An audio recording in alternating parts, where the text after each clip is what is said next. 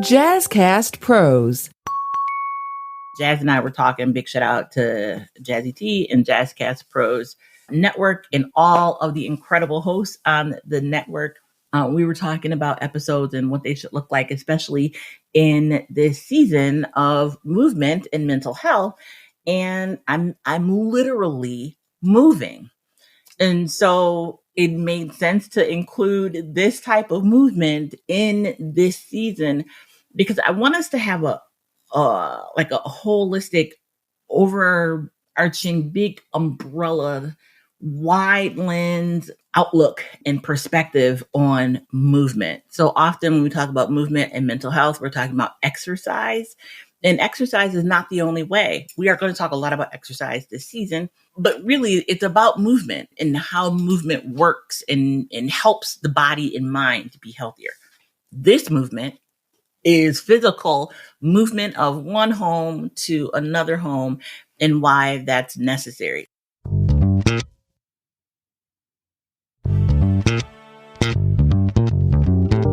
Welcome to the Healthy Illness Podcast. I am your host, Kelly Marie, and this podcast is all about learning how to build healthier relationships while living with mental health conditions.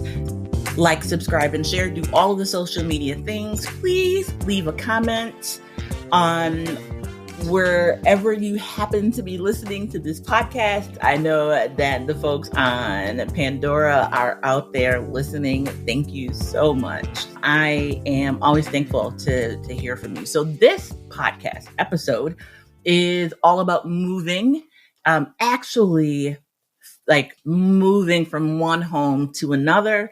There are boxes behind me. I am in the process of physically moving.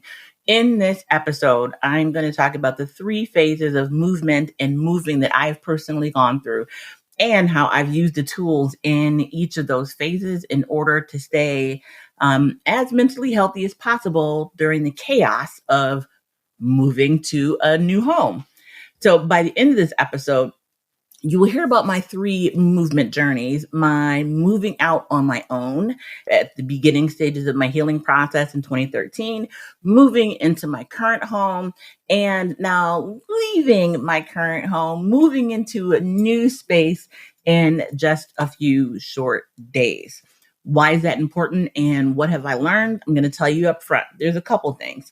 Like when adversity strikes in each of those 3 moves, have not been a proactive search. It's been in response to an outside force. And so when adversity it strikes in that way for me, I know that in order for me to be able to focus on all the other things, my foundation, my home, my home base has to be secure. And so when it's not, that's when all the other things, all the other signs and symptoms begin to either become apparent or become worse.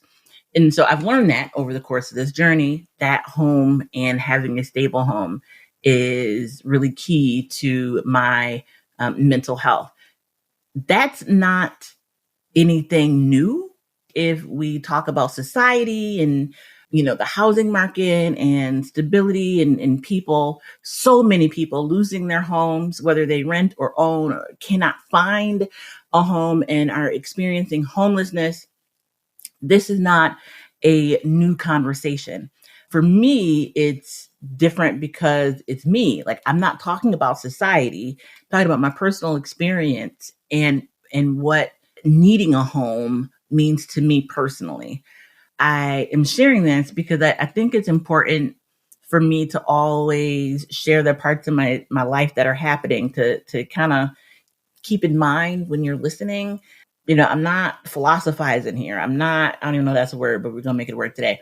I'm not, speaking from, just textbook knowledge or studying or learning through others' experiences. These are my real life experiences. So back in 2013, after I was released from a psychiatric hospital and had to really rebuild my life, the initial phase was learning to redefine my relationship with my partner and what that looked like in our home with children, explaining to them what happened, what mental health is, why I was in the place that I was in, and what our relationship would look like moving forward.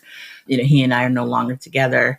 And it was a reasonably amicable process. It wasn't, tumultuous in any way, shape, or form, but it still was a change, and a very big change. And so in moving from the home that I built with a person with children I moved actually into my family home, which has suffered from years of neglect. So it wasn't like I was really moving home into this warm environment. Like there were walls missing, and the downstairs, the duplex upstairs, downstairs, the downstairs apartment where my grandmother had lived, hadn't been updated since she bought the home. Like the house was old in its framework, but also old inside, right? And so what that looked like for me moving into a place that was not aesthetically pleasing, but was emotionally secure for me. And I think that is really an important aspect of healing, is what is appealing to one, what is healing to one may not be healing to another. And so even though I was the only family member living in the home for a while, it was okay because it was still home. It was still a safe space. It was not ideal by way of amenities, but I didn't need much.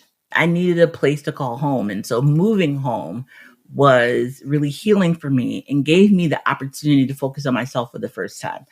I was able to use my hands and paint and hang drywall. It was very therapeutic for me to be in that space.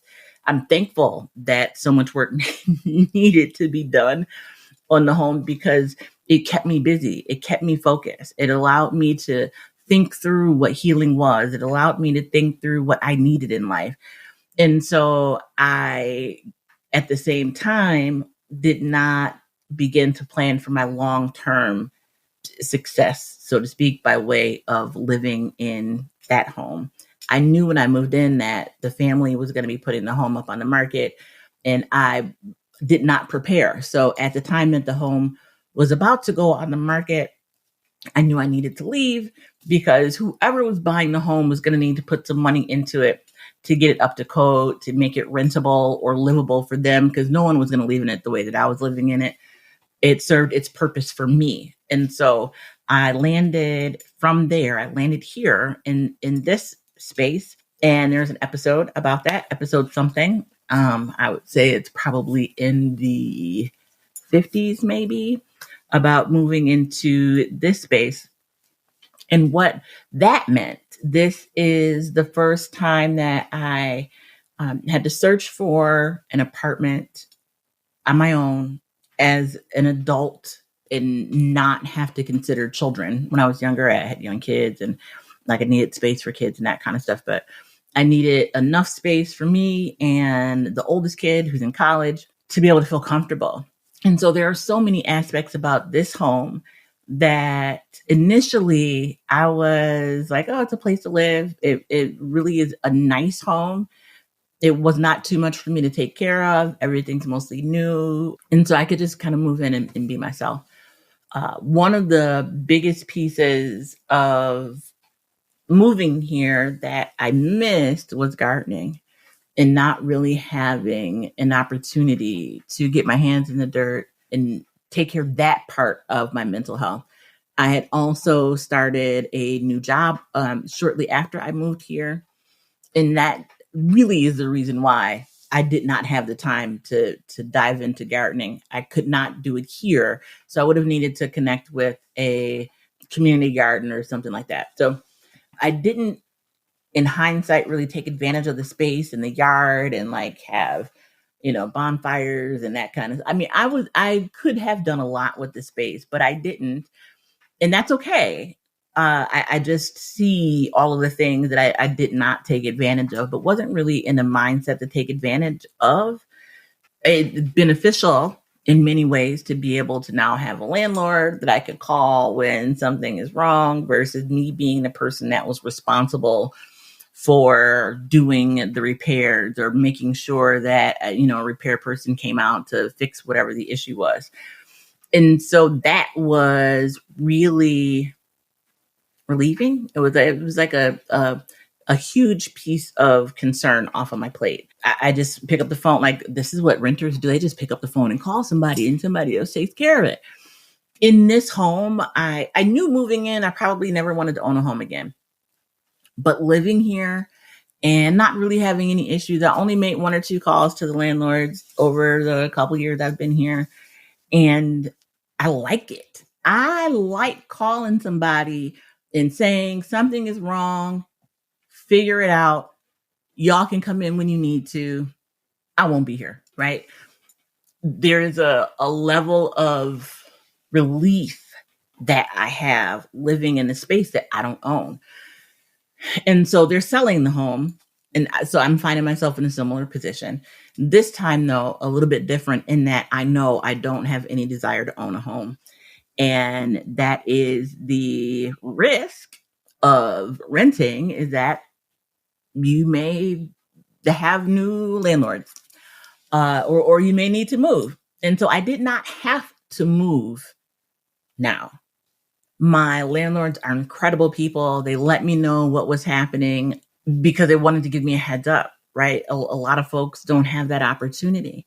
And so I knew for me, while they were just giving me a heads up, which I really appreciate, I know that I'm not a wait and see person when it comes to my home space.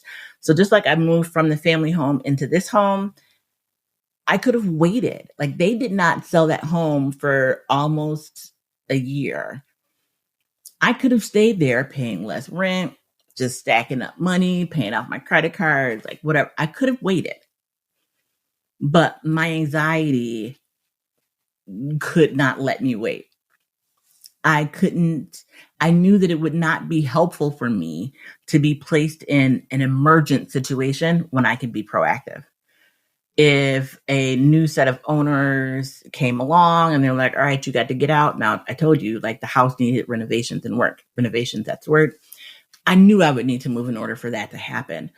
And so because I knew I would need to move, I just moved at a time that was most convenient and conducive to me instead of being on someone else's schedule. The same is true in this situation. The difference being, I think I probably needed to move from here eventually because of my back and my legs. They're fine, but the constant up and down of, going up and down the stairs where the bedrooms are is not ideal, in that me planning for the long term, I really need to be like in one apartment, a 1-story place. Yeah, I was looking at some places that were like townhouses, which would have been more steps. So I say that, but I would have easily moved into another home with stairs. So don't let me pretend to play myself right now, or you. I ended up in a place that is a 1-story apartment duplex situation. And so it's beneficial. Like, that's one of the pluses, is that I don't have stairs. But my second choice was a townhouse that had 2 sets of stairs that are more than the stairs here. So let me keep it real. Moving into this new space, I knew that I needed to, again, be proactive to reclaim clarity. I was gonna wait and just see what happens, but I live in Buffalo, and our winters are winter. I was not trying to have to move in the winter when I could move and be proactive in the spring or summer. Mind you, who knows when the house is going to sell? Who knows if the new owners are going to want to live here or use it for rental property? Who knows if they're going to increase the rent some ridiculous amount that's out of my budget? Like, who I don't know. Nobody knows. Because of that, I know I need to move. At the same time, I'm a renter. I'm moving into a home that I may inevitably be in the same position again, where I may have to move because the owners want to sell or whatever. They go up on the rent so much that, it's out of my budget. I don't know. I'm aware of all of those concerns. However, maybe yes, and in order for me to have clarity in my day-to-day life, my home life needs to be secure. And not knowing when or if I would need to move left me in a place of insecurity. And while I did not feel stressed, and I still don't feel stressed, like I don't feel the mental weight of the process.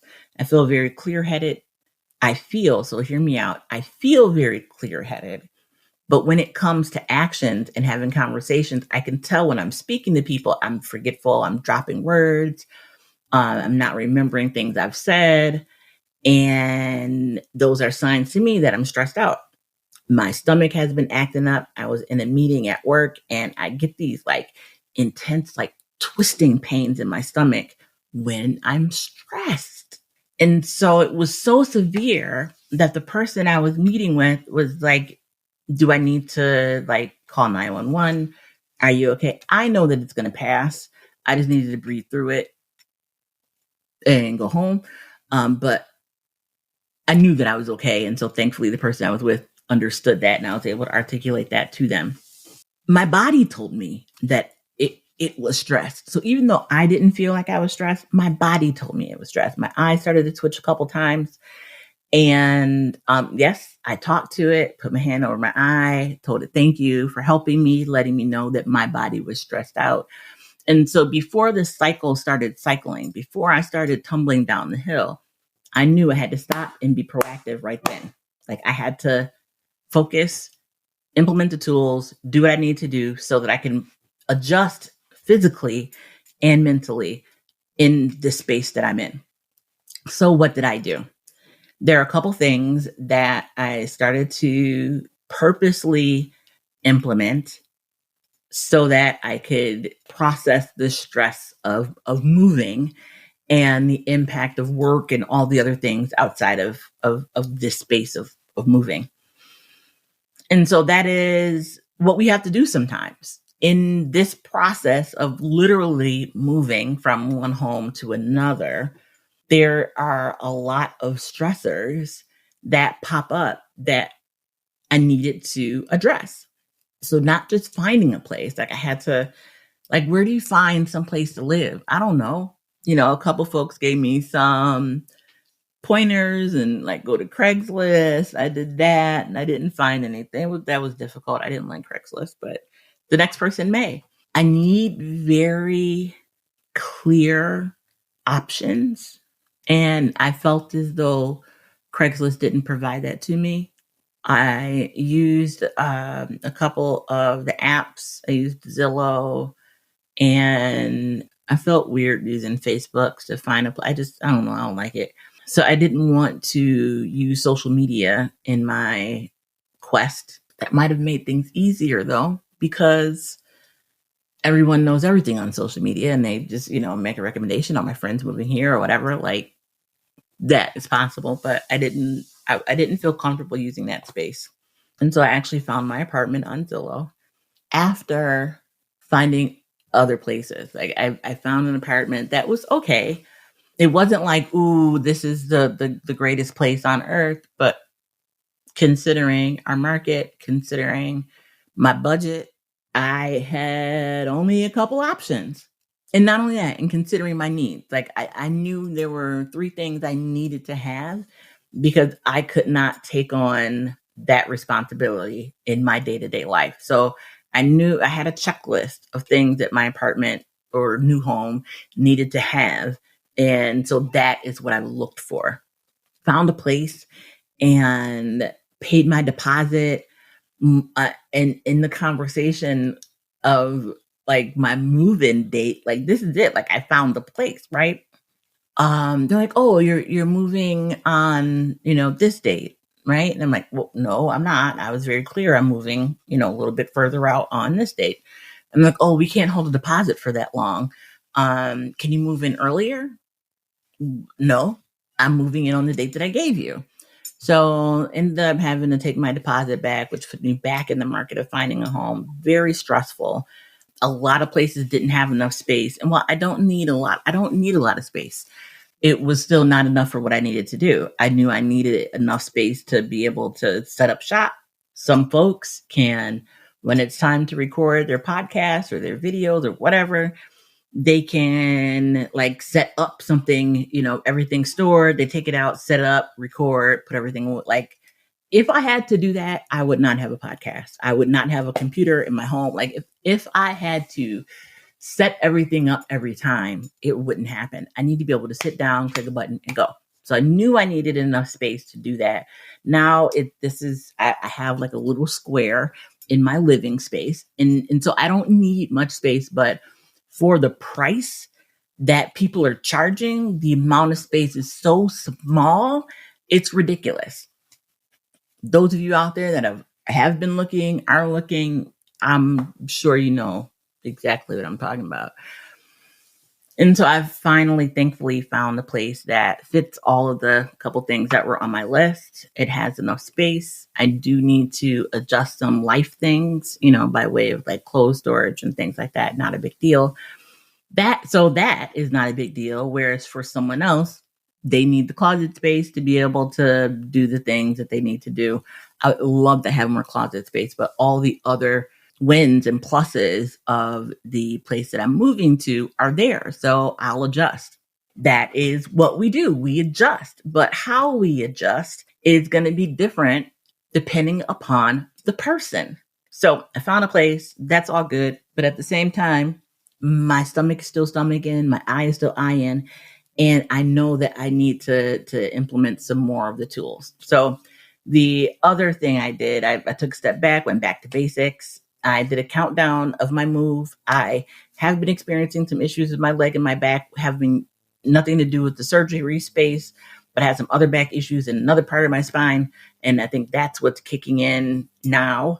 And so I have health issues that I need to address. That's a stressor. That is a piece of this, whole process of healing, physically healing. Helps my mental healing, right? But that's something on my plate that I have to deal with. I've got my 9-to-5 job. That's fairly stressful. That's something I'm dealing with. And there are some additional short-term stressors that are happening there. The move is a huge thing. And then and I'm starting a health fellow leader program here in the area. That's going to take time out of my schedule. It's already built in and it starts soon. But it's built in a little bit later down the line. That's okay. I'm prepared for that and have built that, like I said, into my schedule. But then this opportunity came up to take a doula training. And I was like, I am all in. I need this in my life. Ever since I was in the labor and delivery room with my sister-in-law, big shout out to Wilma and Malcolm. And my first niece, Olivia, ever since she was born, when we were in that process, one of the nurses asked if I was a doula. She's like, oh my gosh, you're so good at this. Are you a doula? Oh, you're not. I mean, you should really consider being a doula. So I thought about it. And this is like more than 10 years ago. Thought about it. And I just didn't think that I would. I heard her. I enjoyed the experience with my sister-in-law. Moving, like, that's a whole human being that is entering the world. Just incredible experience. And so I did not breastfeed my children, and I had an epidural for all 3 of my deliveries. All 3 of my kids were overdue. Like, it's some weird shit. I hear that's next to impossible. Well, guess who lives in the land of next to impossible? Me. So anyways, I didn't think that my life experience qualified me to be a doula. And I was speaking to someone who has gone through the training and is finishing up their certification process. And they're like, Kelly, yeah, you can be. And so I looked into it, was going to start the training. Actually, this weekend was going to take the training. And it went through the application process, the interview, was accepted into the program, and I somehow missed, like, the first meeting was, I thought virtual, but it was in person, the orientation. And so I missed it because I'm looking for the link as I'm driving home because I was back to back overbooked. Like, let me hurry up and log in while I'm going home to log into the computer. And I see that it's in person. There's no way I can get there in time. So I let them know, I'm not able to do it. They reached out and said, we can still orient you if you can do the next 3 days, of the training. And so I needed to take a minute and have a heart to heart with myself. Like, yes, this is something I want to do. I've said yes to it. To me, I've said yes to me. I've said yes to the program people. I have done all of the work, right, to be in the training, to become a doula. I knew that with what I had on my plate, there was no healthy way for me to take this training and be able to do all the other things. It would not have been the healthiest decision for me. Would I have made it through? Probably. I don't know. Probably. At the same time, though, would I have caused some other mental health issues to pop up? Probably. And I know that I don't need to do that. And so because I've made a commitment to myself to remain healthy, right, to live a healthy lifestyle with these illnesses, I knew that I needed to pull out of the training. And so I did that. I said yes, right? I reassessed and said no. And so I'm sharing that with you because so many times we make commitments and we say, oh, this is so taxing. This thing is hurting me in whatever way it is. I'm going to see it out. I'm just not going to do anything else. You can say no after you have said yes. They will figure it the fuck out. Period. So if you needed permission, there you go. You can say no after you've said yes. You do not have to stay stuck in a thing. It is not about integrity. It is about whose integrity, right? And to who are you being judged? I'm not telling you to go around and start telling everybody no after you said yes. What I'm saying is when you are in a position where you need to figure out your next steps, where you need to determine what comes off of the plate, in order to pull things off of the plate, you have to say no. Oftentimes, if it's already on the plate, you've said yes to it. You can't always wait until it's over and wait for space to be made or not accept anything else. You can say no after you've said yes. Connect someone. If this is work you're doing, connect them to someone else that can do the work, or find out, in my case, like, is there another program coming up? Is there another training class? I think the training I was in was the last training for this program, and that's okay. I'm willing to not become a doula in order for me to be mentally healthy. Like, how can I go through this training to help bring life into the world if I'm not taking care of the life that God gave me, right? Like, I need to make sure that I'm okay in order to be able to give and do for others. And so you need to make sure that you're okay in order to give and do for others. Remember the self-care mask, selflessness, selfishness, and self-care being on, putting a mask on yourself first before you help others is self-care. Like, that is the bare minimum. You need to put the mask on yourself first. If you don't, you're of no service to anyone. People think that's self-care. That's not. That's ain't nobody doing that no more, y'all. Ain't nobody doing that no more. I still would like to be a doula. I know that I don't have the bandwidth right now.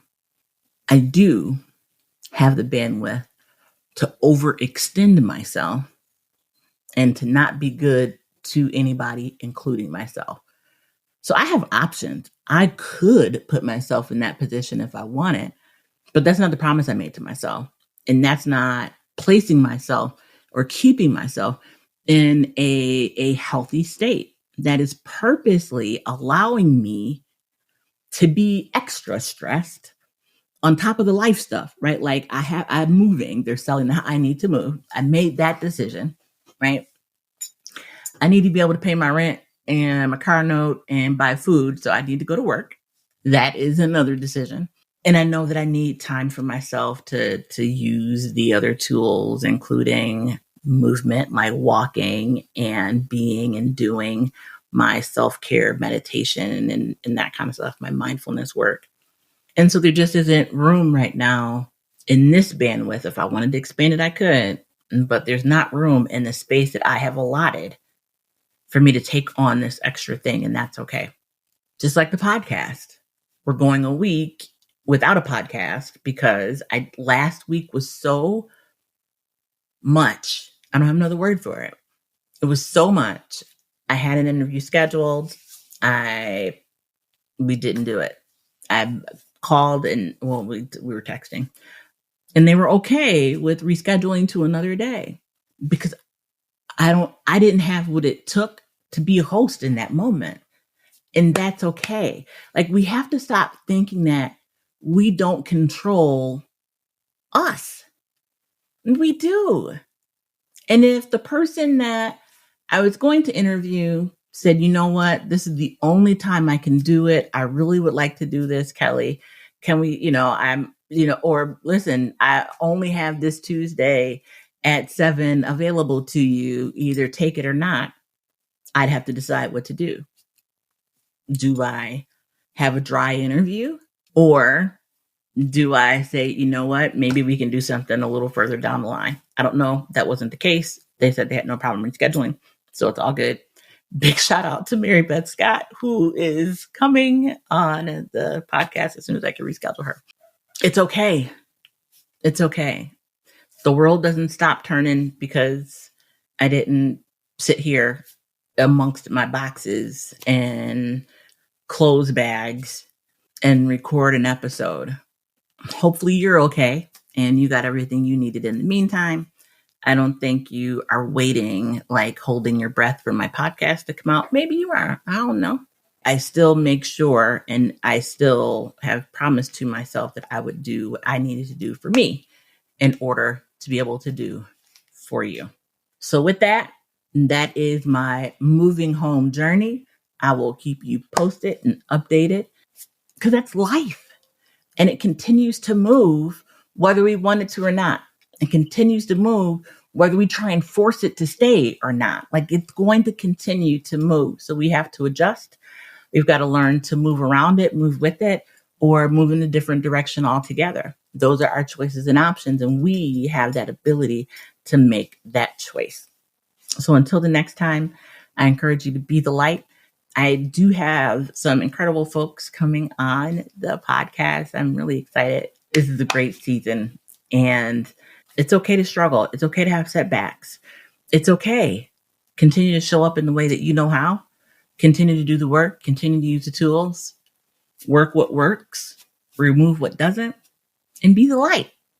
So if you need someone to talk to, right? If you are in a place of distress, or in a place where you're just not feeling well, if you're in an emergent situation, if you're in crisis, if you have to have someone to talk to right now, I mean, therapy won't wait, or whatever case you may find yourself in, please dial 988 on your phone, or 741-741. You can text 741-741.